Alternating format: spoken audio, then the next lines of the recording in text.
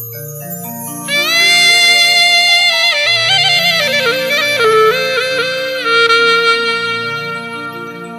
माया के संसार में ना केहू माई बा, ना केहू बाप बा, ना ही केहू भाई बा, ना केहू बहिन बा। ई सब माया के बाजार बा।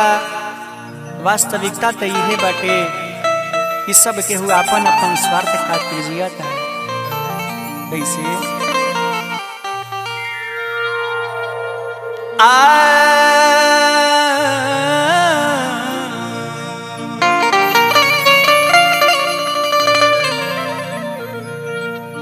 सगरो लगल बा इहवा माया के बाजार रे, माया के बाजार रे। चल रे बटोहिया केहू नइखे तोहार रे, चल रे बटोहिया केहू नइखे तोहार रे। सगरो लगल बा इहवा माया के बाजार रे, माया के बाजार रे।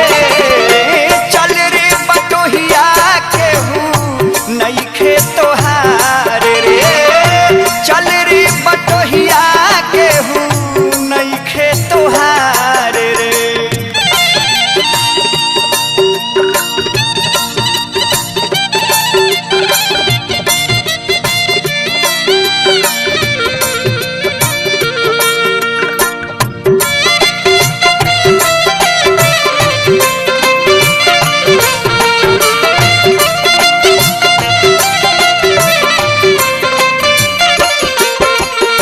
वास्तविकता तो यह बा कि यहाँ केहू के केहू नहीं खे। कैसे यहाँ हित न केहू बा, नहीं कोई तोर संगती हो।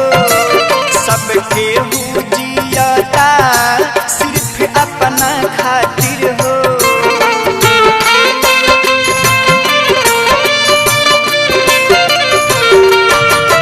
यहाँ हित न केहू बा, नहीं कोई तोर संगती हो।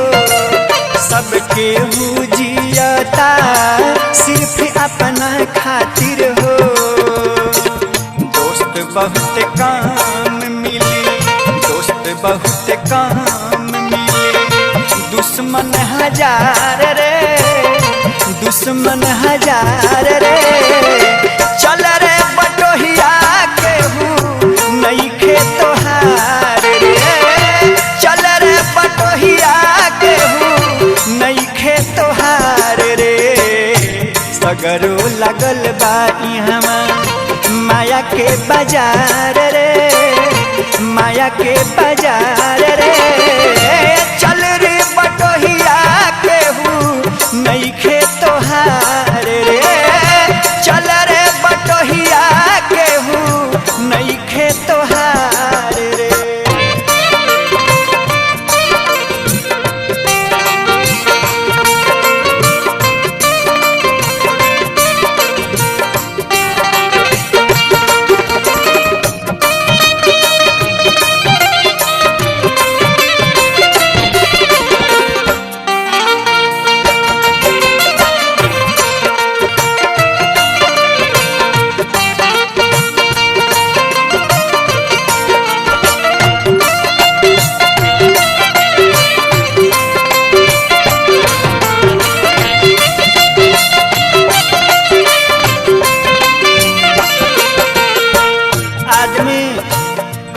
कर्म करके इतना बड़ा महल तैयार करेला, लेकिन वो भी एक दिन साथ छोड़ देला।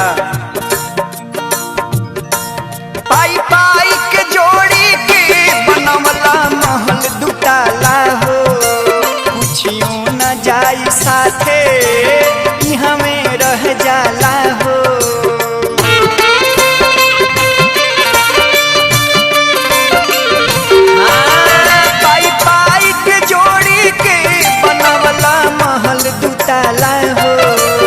कुछियो न जाई साथे इहाँ में रह जाला हो।